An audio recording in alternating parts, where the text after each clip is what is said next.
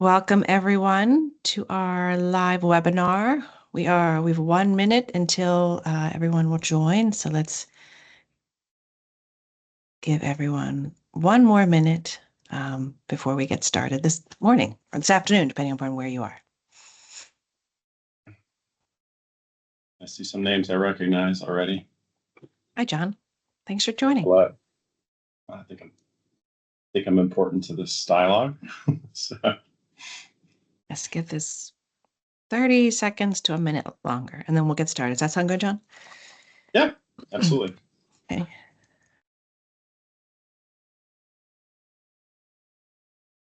All right, let's do it. We just give it like another 30 seconds. People are always like grabbing coffee and a little late to get started. Exactly.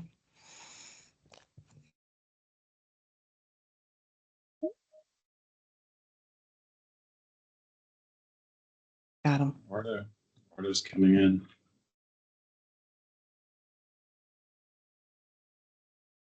Marta's just coming back from his honeymoon. 2 weeks. All right. I think we should get started. We're 1 minute in. We only have 30 minutes, so I think we should give it a start. So I want to welcome everyone. This is kind of the official kickoff of our new webinar series that we are starting. It's going to be a monthly series put on by HubSync, what we are calling Tax and Accounting, Work Harder, Not Smarter. Work smarter, not harder with automation. With automation. So to kick it off and to kind of lead the series, I've asked John McGowan, our CEO at HubSync, to join us today, talk to the participants and the attendees today, really about his journey, how he got from where he started, which is a fun story, to where he is today. And also, most people are really interested in entrepreneur's journey. So I think that your journey, John, is interesting to people, but then also what motivates you and what you do to be work smarter, not harder. Productivity, automation, I know that's your passion, really, is productivity. So the goal of today is really just to share that with our participants. Ask questions. Myself and Madhu on my team will be monitoring any questions in the chat. So please feel free to throw some questions out to John. I'll get them out as quickly as I can. And John, this is just going to be a dialogue between the two of us. We've had a lot of those. So, the point. So, really, it's just a conversation. It's not really you just talking, but really just like me asking questions, and then also people from the audience asking questions as well about what got you here today, right? So I'll just kick it off with just kind of an overall generic question. How initially did you get into this space of tax and accounting all those years ago? Well, I wish I could say like I had a master plan and I knew what I wanted to do with my life, but I really just wanted a job, to be honest with you, coming out of college. So the Masters of Accounting, I went to UNC, University of North Carolina, Chapel Hill, which many of you know. Everyone knows. Everybody knows. I've got my Carolina light blue and navy blue shirt on today. I got into the MAC. I had my undergraduate in business, and then I decided to go into the MAC program at Carolina, the Master's of Accounting program, because like 98% of the people got jobs coming out of that program. And I didn't really know what I wanted to do, to be honest with you. I just knew that having a business background and an accounting background and maybe getting into the Big Four would kind of offer me a lot of different opportunities to grow my career, which it did. So I started in Raleigh, North Carolina. In Raleigh, you do a little bit of everything. Back then, you actually had to start in audit. So I actually started in audit for a year and a half. Then I moved to tax. I did individual partnerships, corporations, all sorts of different types. I had my CPA, obviously. So I was actually a tax professional for a long time. And I even did a rotation in Washington National Tax, which is where all the technical tax geeks go to train courses and everything else. So I was in the expatriate tax group in national tax. And then we could talk about it. Decided that being in tax wasn't my passion, that really technology was really more my dive. So then from master's in accounting and working in Raleigh to pivoting to technology. Well, I got the itch. Well, I got the itch for technology when I was a staff person, because I was, everybody else was hand punching all the data into the tax software. And there was a utility that allowed you to take data from your clients and at the time push it into fast tax. I'm dating myself, And so I was using that to save time in all my tax returns. And my partner was like, how are you, the budget's supposed to be 25 hours and your returns are coming in at half. And so I was using technology very early on to save time as a staff person. And I became the technology champion in the Raleigh, North Carolina office. So when I finished the rotation in national tax up in Washington, D.C., they were starting a knowledge management group, a technology group. And I'm like, I want to do that. So I moved over, stayed in Washington, D.C., moved over to the knowledge management group. And that's where I really started cutting my teeth on technology. We did a lot of really innovative things, integrating with a tax research tool. So I built this one search federated search tool that would search across CCH and Westlaw and Lexis. So really started to kind of cut my teeth in technology in the knowledge management area, and ultimately became the chief knowledge officer for KPMG, which is kind of what started me on the technology journey inside the Big Four. And we're still friends with some of the people from those days, and you won some awards back then from Raleigh. Is that right? Yeah, a few little awards. Yeah, just mostly around productivity. I mean, it was just they had some awards, annual awards, and because I was just using technology and was more productive, won some awards. And then our knowledge management group also won some awards for innovation. And that really was what got me started on the technology journey inside the Big Four. You're not answering the question. Didn't you win most productive employee? I did. Right. No one that works with you is surprised to hear that you won it as you're a staff person? I was a staff person, yeah. Okay. No one's surprised, I'm sure, to hear that. All right, so then you started on the CIO journey, right? You got into technology, you really enjoyed it, you were good at it, you worked hard at it. CIO, yes? Yeah. So then I moved out of knowledge management into the US CIO role, which is really over all the tax technology, what they call it, KPMG, the tax technology practice. So that's when I really jumped more to the compliance side and how to integrate with it. We used GRS, so standardized work papers, building tools for all of our different service lines. So that's really when I got into technology. I mean, the Big Four obviously spend a ton of money. So me not having a technology background, I had to learn it all myself. I mean, I was literally getting up at 6 a.m. and taking technology courses in the morning because I was really more of a business CIO. Now people think I'm a technologist, but I really started as a business CIO. And one of the things that I saw in the Big Four was just we were spending tens and tens of millions of dollars, but we were building all these different applications. They all had different look and feel. They had different architectures. And as a business CIO, I'm going, this doesn't make a lot of sense to me for our clients, for our professionals. So I came up with this idea to build a tax platform, which is really, this is the first incarnation of HubSync, was at KPMG. We called it the KPMG Link platform, and really just started building all of our applications on a standardized architecture and get to a common user experience for our clients and our professionals. And that's really when I got passionate about building an end-to-end automation platform for tax. That's really we started on the journey. And then we had so much success in the US that we decided to take it globally. And so we deployed the technology platform overseas. So I became the global CIO. And anyway, I had a great run at KPMG. It was a lot of fun. So what were other than they're big problems, but the disparate platforms, different look and feel, what else did you experience there? Yeah, I mean, I think that was a big thing. I think change management is the other. We would build a lot of tools and we would think, well, these are awesome tools. We're going to throw them over the wall and everybody would use them, which is the same thing we see in the industry now with HubSync is deployment, change management, training is just as important as having awesome technology. So at the time I worked very closely, we had a technology and process group. At one point, I actually had both hats. I was doing the process and the technology role.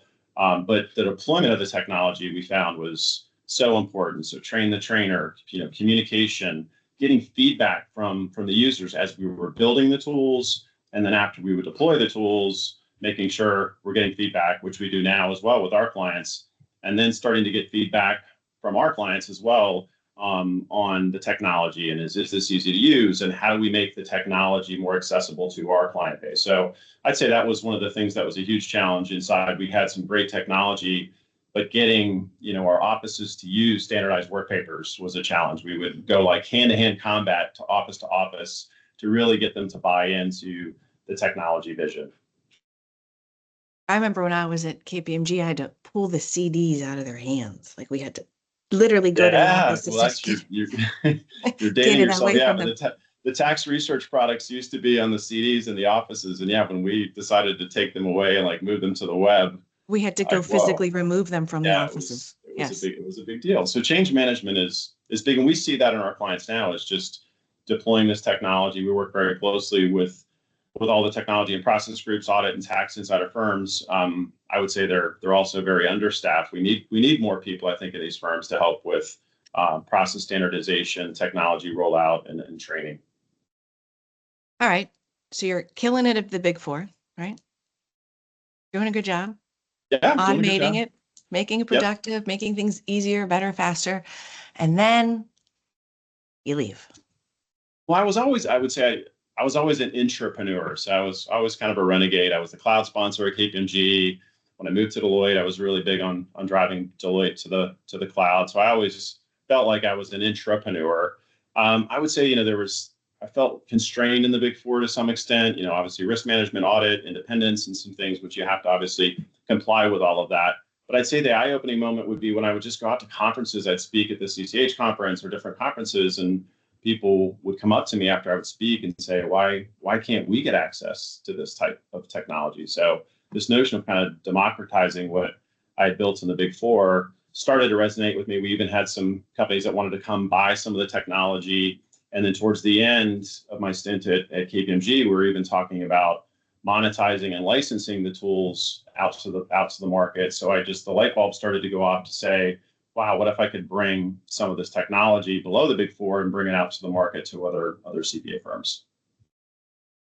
So you left. So I left. Comfortable job, a well-paying job, all secure position. Yes, I did. So you had a very supportive spouse to allow such a jump. Yes, I did. Very supportive spouse. For those that don't know, we are married. For those that don't know, she was very supportive. A lot of people honestly thought I was not. There were some partners at Deloitte when I told them I was leaving, and they're like, "What are you doing?" People thought I was nuts. My parents, as you know, certainly thought I was crazy to leave the comfort of a great firm and being a partner, et cetera. But I was really passionate about this. I really felt like building, and I was excited about building HubSync without some of the constraints, in the cloud native, partnering with a firm like Amazon, which is one of our key partners, and really building this net new. Paul, our COO, jokes around that I built it at KPMG and I built it at Deloitte. So I hope John gets it right the third time around. So I think we've gotten better at it, and it's been exciting just to kind of build this. And probably even the more exciting thing is I was always, internal. I would work with stakeholders and partners inside the firm, and they were my clients, and I would, buy technology. So what was a complete shift for me was, number one, to go out and try to sell technology out in the market was new. I always knew what I liked when I was buying technology, but I'd actually never sold technology out in the market. So that was a huge learning experience for me.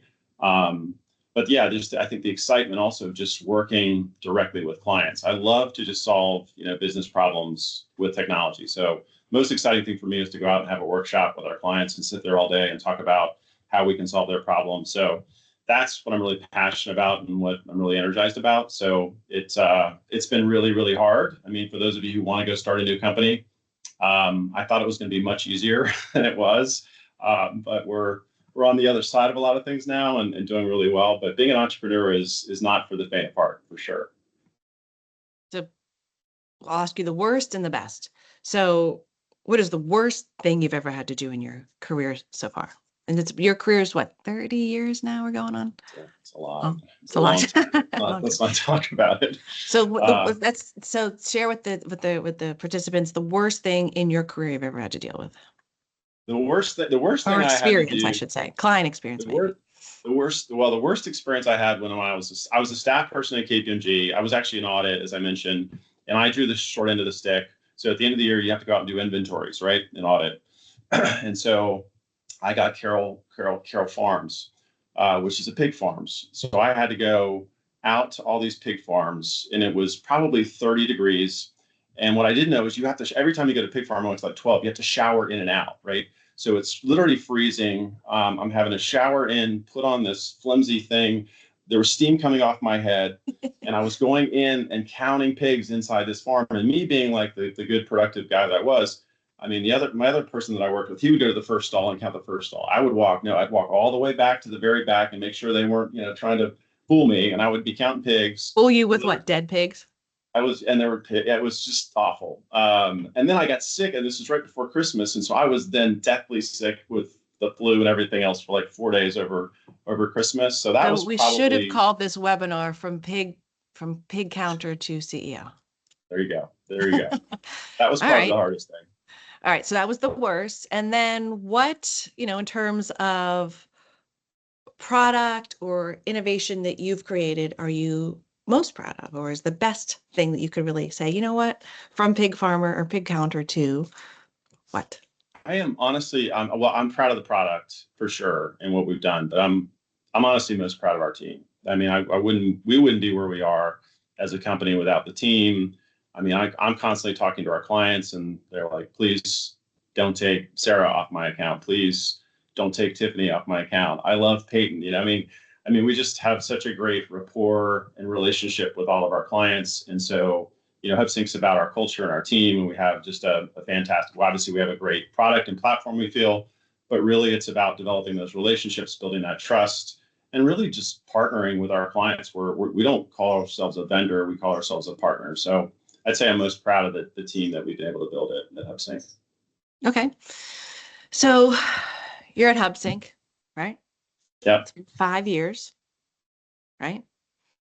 Knowing what you know now, right? So you've been established 2019. That's right. So knowing what you know now, right? So you were at the Big Four, two of the Big Four for a long time.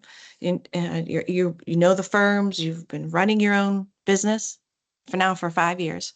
What are your top suggestions, feedback to business leaders at CPA firms about what they should know, what they should do to run their business? What kind of advice would you give to the leaders at the CPA firms today under the Big Four? Not obviously by HubSync, check, but then what else? What else would you kind of recommend them? Because I just want to add one more thing. Because when I speak to clients, they're always like, just kind of tell me what to do. What should I do? There's so many, I don't know what to do. I'm not clear. So I hear that.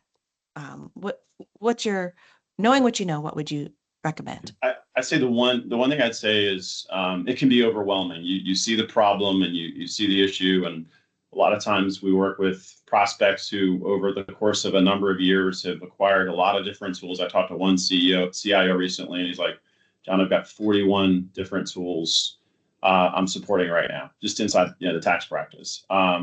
So the one thing I notice and see is you can get into analysis paralysis.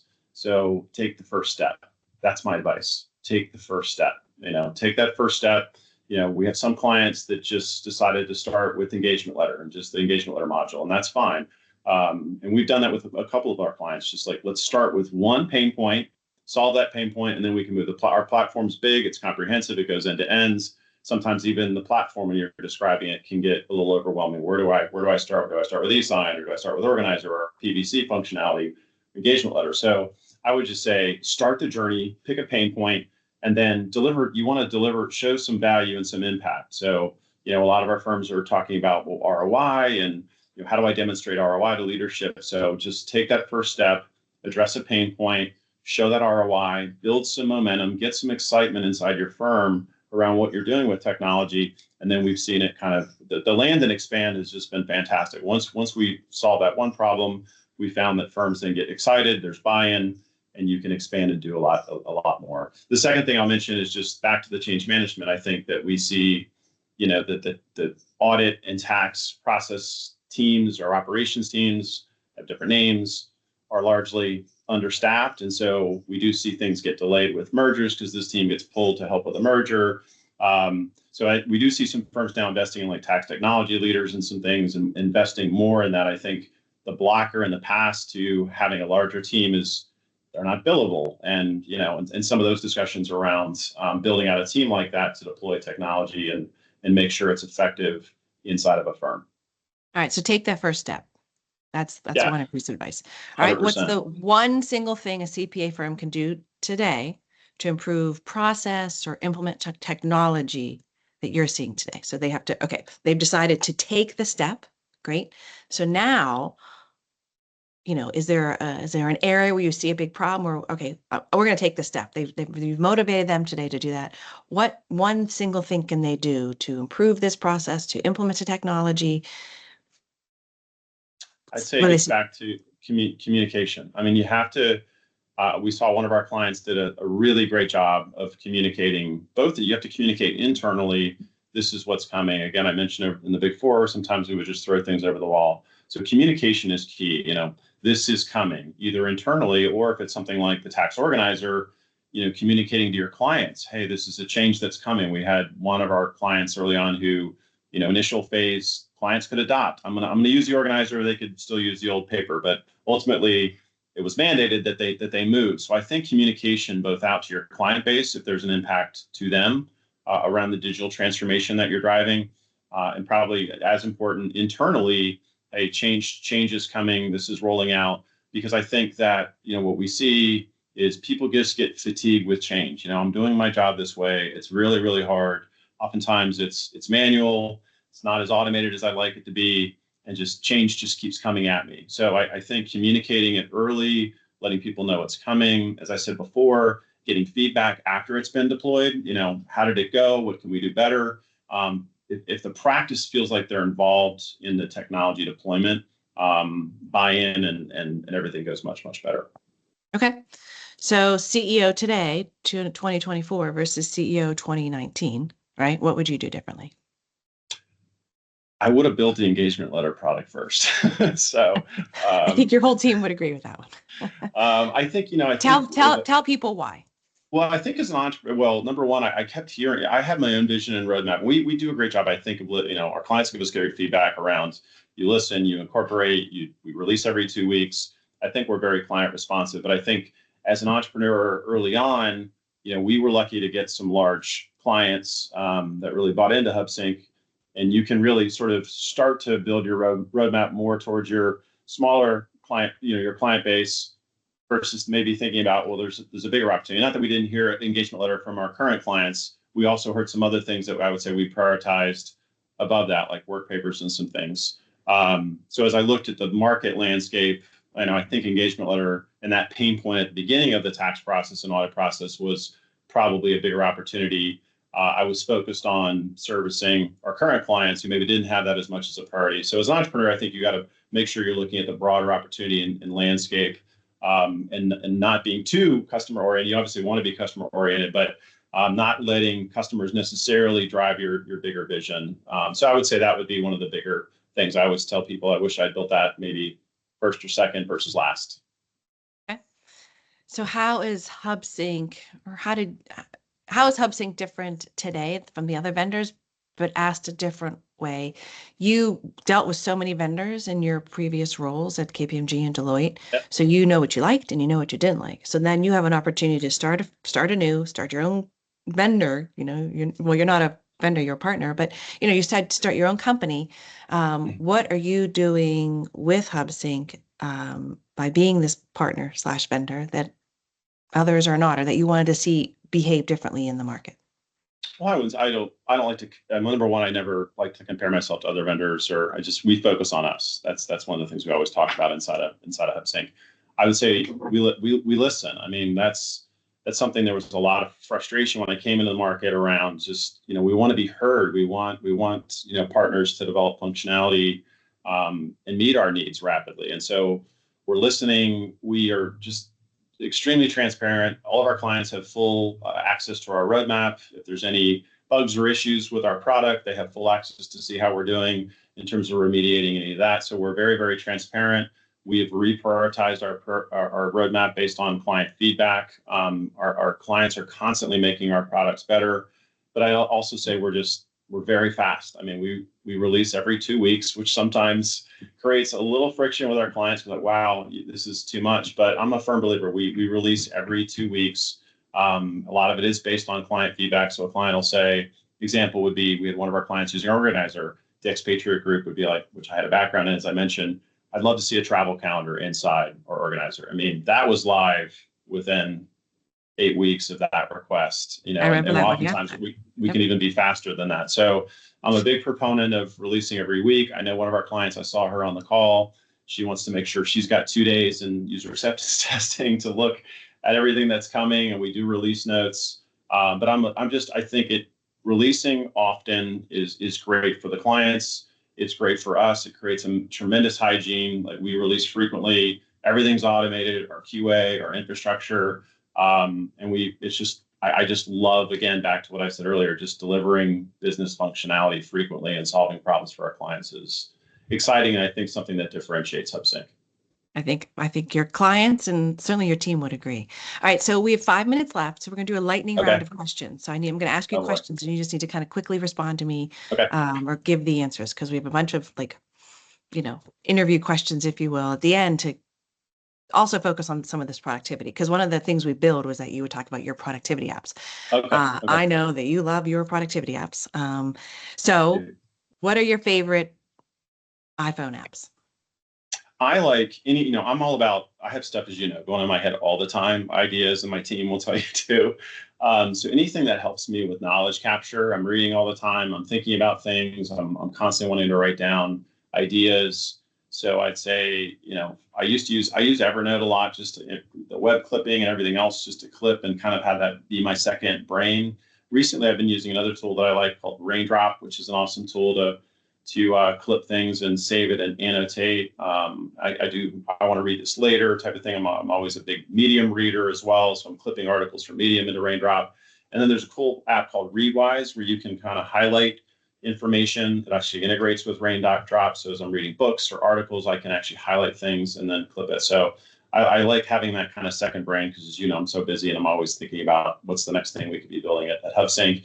And then on the to-do side, I still use Todoist. I mean, I have it on my watch. It's everywhere. I have it on my phone. That I send out actually a weekly list of my priorities to the team, and I take a screenshot of everything inside of Todoist that I'm trying to accomplish for the week, so my team has full visibility into what my goals are. So that's one of my huge apps. I'd say those are some of my big go-to. I have a bunch of health apps and some stuff too, but those are the ones that I use pretty much all the time. All right, top favorite business books.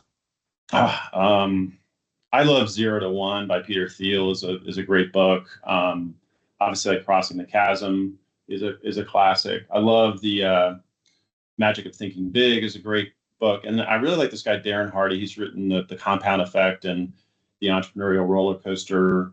I like his books. And then recently I've read it's Reid Hoffman. I'm kind of into the whole Peter Thiel, Reid Hoffman thing. Has a book called Blitzscaling, which talks about a company like HubSync and how you can blitzscale and how you can flood a market with innovation. So that's a recent book that I read as well. Someone just asked about Smartsheet. Do you use Smartsheet? Oh, I should say I use HubSync too.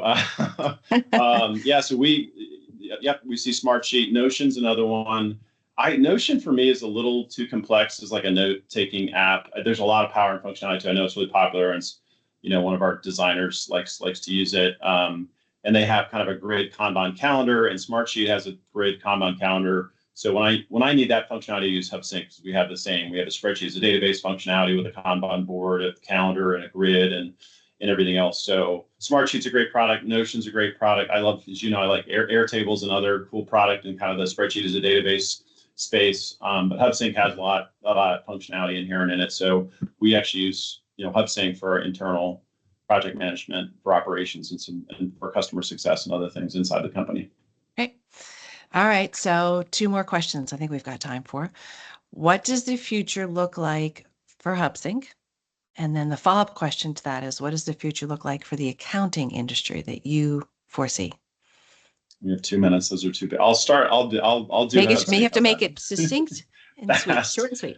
I mean, we're just getting started at HubSync. I mean, I know we have a comprehensive platform, but there's so many new areas we know we can continue to drive into. We want to evolve our document management capability into a full-fledged system. We're excited about Gen AI and intelligent document processing, and chat and other capabilities that we're going to embed in our platform. We're going to do a lot around our engagement layer tool with Smart AI Assist and other capabilities. So I'm just, as you know, I'm always thinking of new ideas. And with Gen AI now coming to the forefront, there's a lot of things that we know we can do with the platform to add value and work with our clients. So and we think because of that, we're going to be able to make a big impact on the industry, which needs to be digitized. And People want to continue to move away from manual processes and have more automation. We hear about elevated client experience and all these things that we know there's great opportunity in the tax and accounting industry to solve some of these challenges for our clients and for our prospects. As a somewhat objective, maybe not objective third party, observer of you, watching you see an idea and get it created in HubSync is you love creating product. I do. That's what you love to do.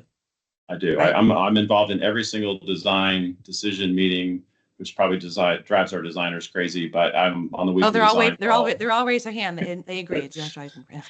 I do, and our daughter is a part-time designer at HubSync too. And yeah, no, I'm very passionate about designing, building product. That's what I love to do, and I love it when I watch a client, use one of our products or they see our engagement letter demo, and I just feel like kind of a proud papa when I look at some of the things that we've been able to build. So, well, I think that's a good note to end on.